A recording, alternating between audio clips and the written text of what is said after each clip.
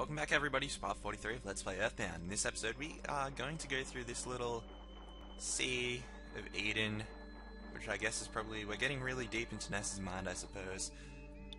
It's pretty much devoid of life, there's no real items to pick up, and oh god, a Kraken. Ness must have really feared the Kraken.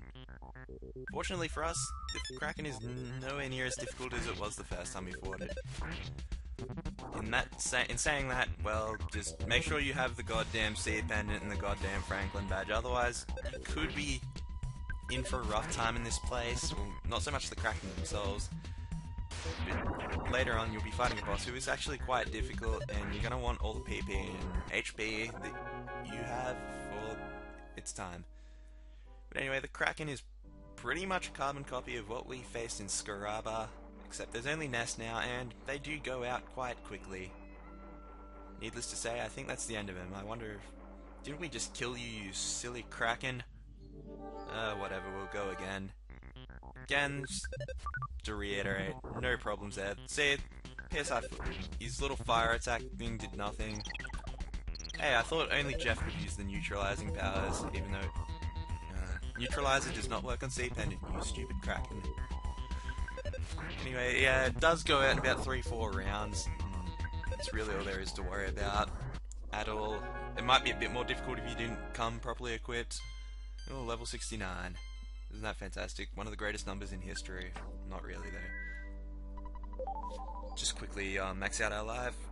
But really, there's very little to say about this. This third Kraken can actually be avoided. However, we can't do that in this one, and my maneuvering skills aren't good enough. If you have like a skip sandwich or something, which I don't know really why you would, you could actually avoid this one.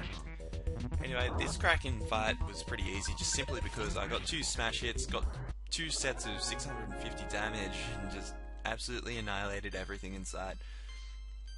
And Life Up Omega, which heals 400 HP of everybody in the party. This thing is quite nice to do, and we'll edit this whole nonsense out, I think. Apparently I don't do that at all anyway, so... Anyway, just going to consume a magic pudding just to maximize your PP, as it is very advisable to do that. And we've reached the evil part of our brain. So is this thing like, what, surpass Pooh's Moo training or something? Or I wonder what Paula had for her, suppressing the evil in her. Anyway, first thing you're going to want to do is put down a PSI shield, as it does minimize damage and make your life a little bit easier. Ness Nightmare is pretty much one of the harder bosses in the game. It's not actual difficulty, it's just very, very obnoxious. Why? PSI LPing Omega, which as you can see did 900 damage and will pretty much kill you in one hit. Fortunately, the EarthBound has a scrolling HP system, otherwise we'd be fucked. Anyway, normally it would just use PSI LPing or whatever the hell you called it at the start of the game, Alpha, and then we'll pretty much just spam that at all times. It might use a PSI shield, so always be mindful of that, because the power shield will always reflect your attacks, and you don't really have a means to actually get rid of it because Jeff isn't with you and you can't use the neutralizer. So that is pretty much advisable to, well, try to get rid of the shield with brute force itself. Also, the Sudden Guts pill, as I said, is a very valuable item to use, just simply because it will help you get more smash attacks in and make your life a lot easier.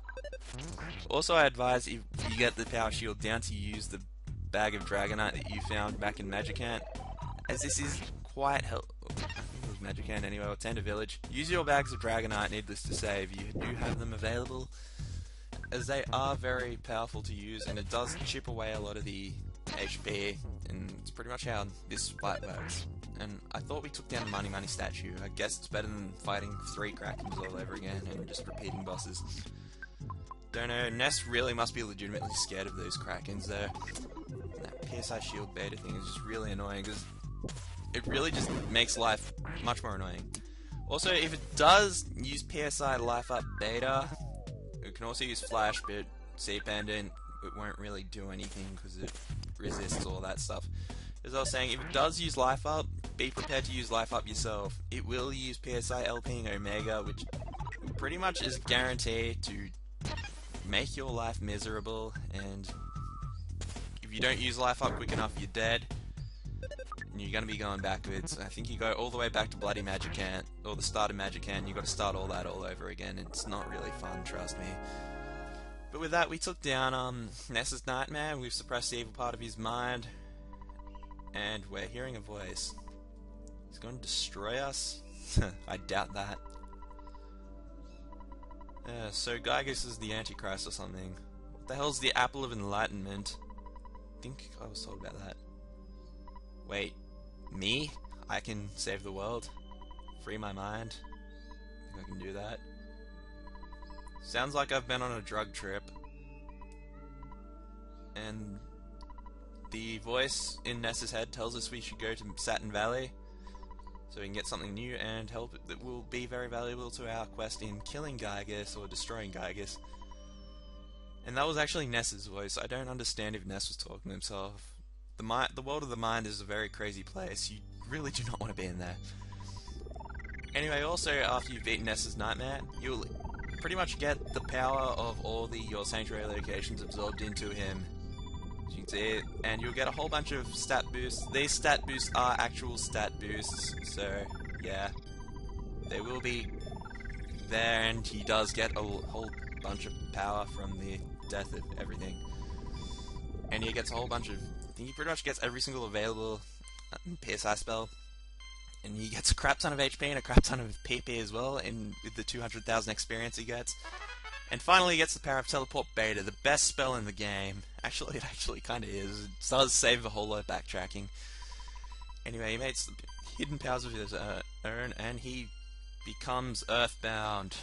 Da da da da. And he will now wake up, and he's absorbed the power of Magicant. There's some things money can't buy, folks. For everything else, there's epilepsy. You'll see what I'm talking about here. Ness will just start spinning around and going backwards through all your sanctuary locations. In reverse order, from like Fire Spring back to Giant Step. I remember all that trouble we had at Giant Step, and it just seems so meaningless now, and we could just kill that. Anyway, that stat boost kind of justifies why I don't grind on Fobbies and Foppies at all, so... I think the stat boosts are even better if you're the lower level you get. And Ness wakes up and we can go on about stuff. Oh, come on, I was only unconscious for like 20 minutes. It's not that long, really. I guess you really wouldn't want to be in a volcano for some time. So now we're going to teleport and go to Saturn Valley, where we'll find out how we can go about killing Gygus. Maybe they'd know something about it. Probably not. They'll probably just go boing zoom every 5 seconds. But anyway, we're going to find out about all this next time, where we will be pretty much having a look at what the Mr. Saturns have to offer in terms of helping us in our quest to save us from Gygus. And also there is Dr. Andonats and Apple Kid. Thank you all for watching. I'll see you guys later. Good night, everybody.